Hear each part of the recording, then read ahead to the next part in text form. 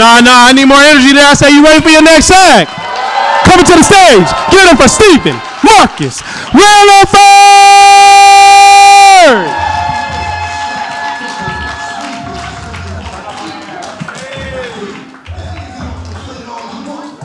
What's happening? What's up with y'all? Hey.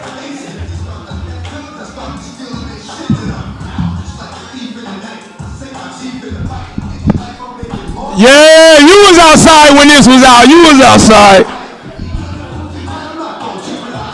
Yeah. What's up? How y'all doing? Y'all good? Y'all good? Okay, what's up? Yeah, that's what I'm talking about. Give me some. Yeah. For DMX. Yeah. All right, you can cut it. What's good? We got to turn up for a second, man. What's happening, man? Thank y'all for showing out for us, man. What's up with you, man? You mid-bite. Hell yeah. Shit hitting, ain't it? Yeah, y'all looking lovely in here. I love this audience, man. It's looking lovely. I always got to, like, test it out, see what's going on, you know, because I see we got a young crowd, a AARP crowd, you know, a little older. I'm part of the older community, too. Shit, nigga in here trying to get some deal on some insurance. Who got, y'all got some tramadol? Who got some gabapentin in here? Who got some? Thank you, ma'am. Thank you. My real back pain. Yeah, you know, give me some gabapentin. Nigga trying to get hooked up on the deal. Heard y'all got it for the low up here. Yeah. Yeah, this is dope. This is cool. Frederick was talking about social media and blocking and shit like that. Have you ever had somebody blocked and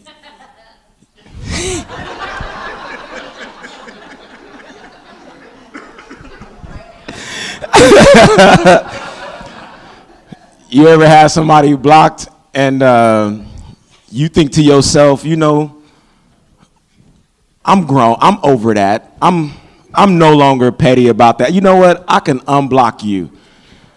And then you unblock them and they doing better after the unblock than they was when you block. You bitch, you living in Aruba now? I'm blocking your ass. I don't want to see this shit, bitch. You living in Cancun? I don't want to see this shit. I thought I was petty before. Hell no. Shit is good. Getting older now. I love it. I love that I'm getting older, man. One of the ways I noticed that I'm getting older is that my dirty talk changes. Y'all know when y'all was young, you know when you young, your dirty talk all over the place. You choking people and shit. Yeah, get the pineapple, bitch. Get the pineapple. Like, yeah, keep your pinky toe right. Keep your pinky toe right. Get the ice cubes out. You're like, damn. You all over the, but when you get older, your dirty talk is like, tell me you can pick me up from the airport. Tell me you can co-sign on this apartment, man. Tell me you can, even if you can't, just tell me you can to make me feel special. I had this one older woman. I like older women because I think my mom had me later in life.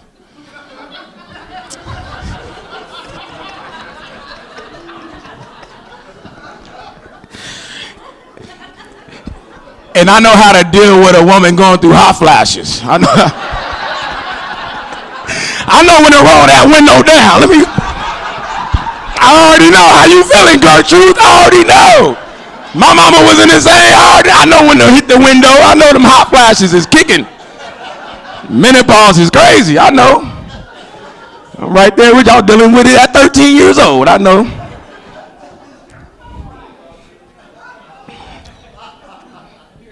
Love older women, man. Older women got good snacks. They got all the discontinued snacks. Oh, these still in production? Oh, I didn't even know they was still making these. You got the circus animal crackers? Okay. What the fuck? Bring them out on a paper towel like I'm in kindergarten. I'm like, okay. Meredith, okay.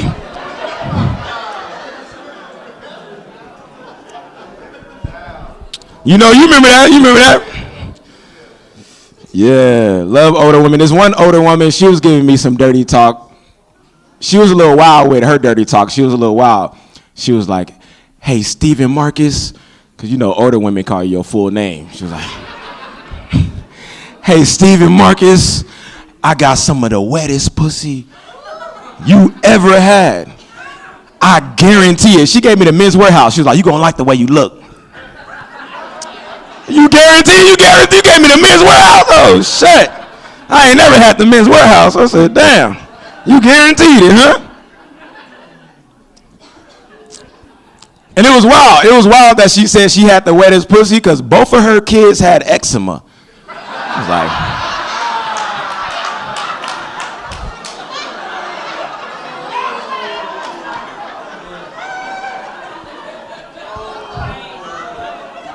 not with these dry ass kids running around.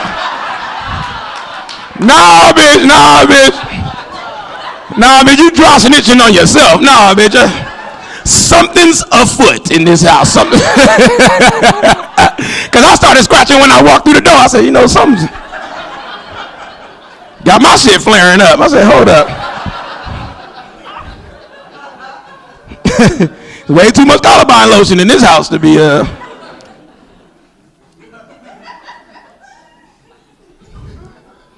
Y'all wild, man.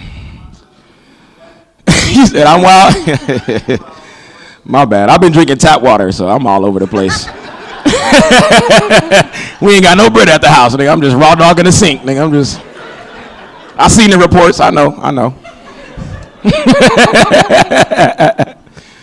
Man, we living in a wild time, man. The job market is interesting, man. How many people in here really love what they do for work? One, even the people, one, two, okay, cool. Okay, that's good. About 8 people, 10. Even the people who was happy was scared to raise their hand. It was like, I don't want to stun on y'all niggas, but I like what I do, nigga. I don't know about the rest of y'all, but I find that interesting. You know, we live on the greatest country, and it's tough to find decent work, consistent work, you know. And I'll give you a couple of red flags for a bad job. You know you got a bad job when you get hired in the interview.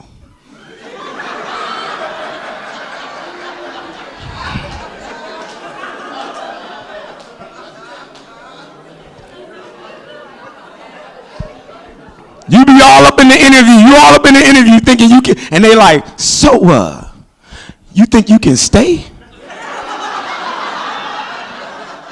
Right now? Nigga, these ain't my dishwashing clothes. I was gonna go home, call the homies, tell them I got a job, you know, eat some Thai food. Now you gotta stay away from your interview to your first day of work, you know? You can't say no, you're gonna look like a bad employee.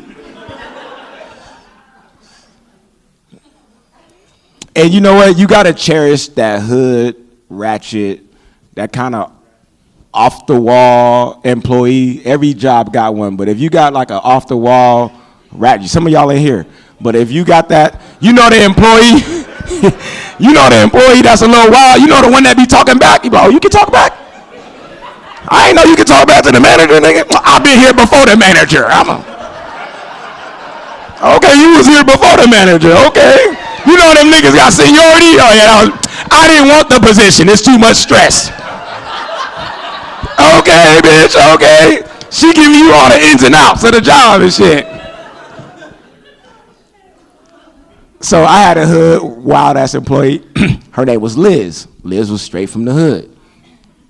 And when I first started working there, Liz was the one that giving me, you know, all the 411 and shit. And me and Liz are talking and she was like, hey, for real, homie? I almost didn't get this job because I kind of fucked up in the interview. I was like, well, how'd you fuck up, Liz? What happened? And she was like, you know, well, when they asked me what happened to my last job,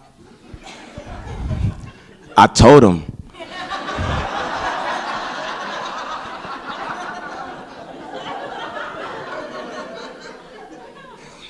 She said, I told them bitches had me fucked up.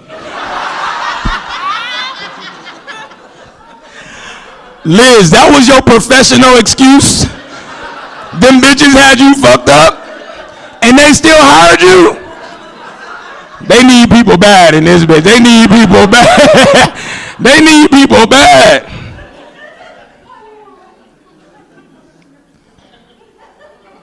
So like 8 months, fast forward, 8 months later,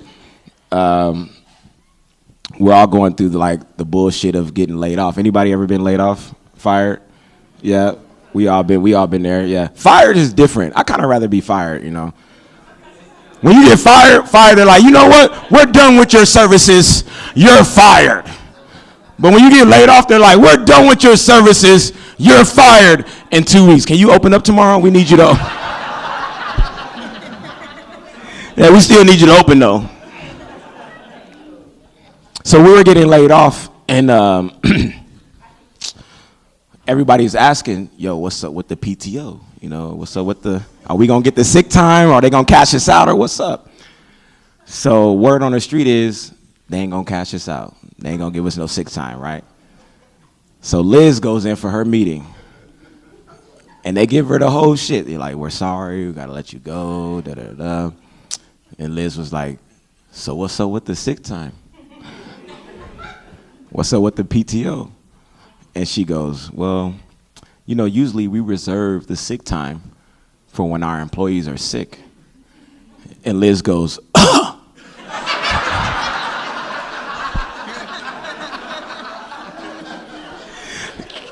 True story, Liz was the only one to get her PTO and her sick time cashed out.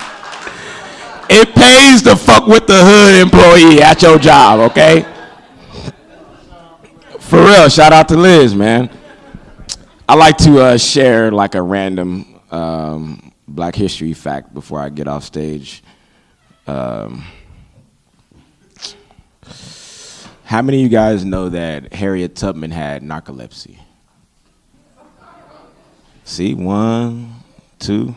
No, for real. She suffered. Yeah, she had like a narcoleptic syndrome. She suffered an injury when she was young, and they gave her this like narcoleptic type of syndrome, right? And I'm curious about how that affected the railroad, you know, because it's like, you imagine she break you from bondage and she just fall asleep like 50 yards away. You run and shot. Jebediah, what the fuck we gonna do, nigga? Jebediah, like, it is what it is. We gotta. What does that even mean? But truth be told, Harriet Tubman got that. In that narcoleptic nap is where she got the steps to freedom. She just woke up out of that nap and she was like, "We're gonna make a left down here by the hill. We're gonna get the guns and then we're gonna be free," you know? Y'all might have heard that quote. She had a really famous quote. She said, "I freed 1,000 slaves, but I could have freed 1,000 more if I would have got that REM sleep." You thought you had to march and write? Nah, you just needed some good rest. She also had this other quote that wasn't as popular. It was kind of only amongst the slaves. It was, "Shh, shut the fuck up. They right behind us." But that was more oral tradition. You had to be there for that one. You had to. Oh, man. So I can't thank you guys enough for rocking out with everybody out here tonight, especially my boy Malik, man. He's been killing it for a while. We've been doing shit in LA, and this has been a dream come true doing this show like this. So please continue to fuck with us. My name is Stephen Marcus Relaford. Thank you so much.